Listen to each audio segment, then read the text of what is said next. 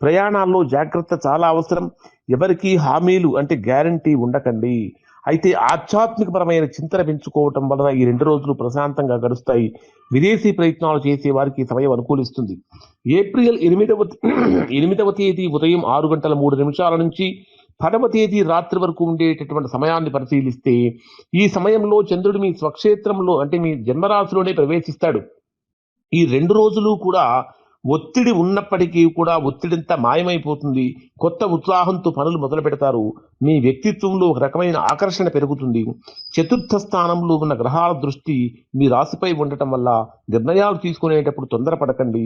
కుటుంబ సభ్యులతో కలిసి ఆనందంగా గడుపుతారు. మీ గౌరవ మర్యాదలు కూడా పెరుగుతాయి. ధనుర్రాశి వారు ఈ 10 రోజులు మరిన్ని శుభ ఫలితాలు పొందాలంటే ఎటువంటి పరిహారాలు చేసుకోవాలో చూద్దాం. చతుర్థ స్థానంలో సంచరించేటటువంటి శని కుజ గ్రహాల యొక్క దోష నివారణకు మంగళవారం రోజున చక్కగా సుందరకాండ పారాయణం చేయటం చాలా మంచిది.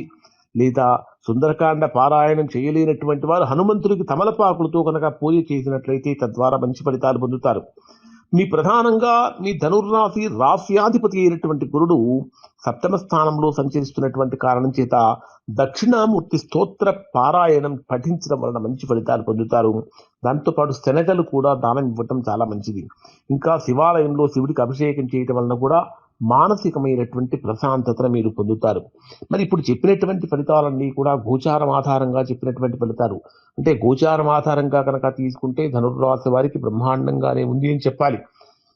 మరి ఒకవేళ మీరు ఇంత గొప్ప ఫలితాలు కనుక పొందలేక ఎవరైనా తీవ్రమైనటువంటి ఇబ్బందులు కనుక పడుతున్నట్లయితే, ఆర్థికంగా, ఆరోగ్యపరంగా, ఉద్యోగపరంగా, వ్యాపారపరంగా, కుటుంబపరంగా ఎక్కడైనా సరే సమస్యలు కనుక ఎదుర్కొంటూ ఉన్నట్లయితే దానికి కారణం ఏమిటో తెలుసుకోవాలి.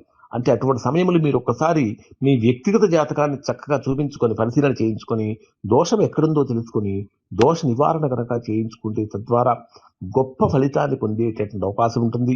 దానికి తోడు ఇప్పుడు చెప్పినటువంటి పరిహారాలు కూడా చేసుకోవటం వలన సంపూర్ణమైనటువంటి శుభ ఫలితాలు పొందుతారు. ఇవి ధనుర్రాశి వారికి సంబంధించినటువంటి ఫలితాలు. శుభం.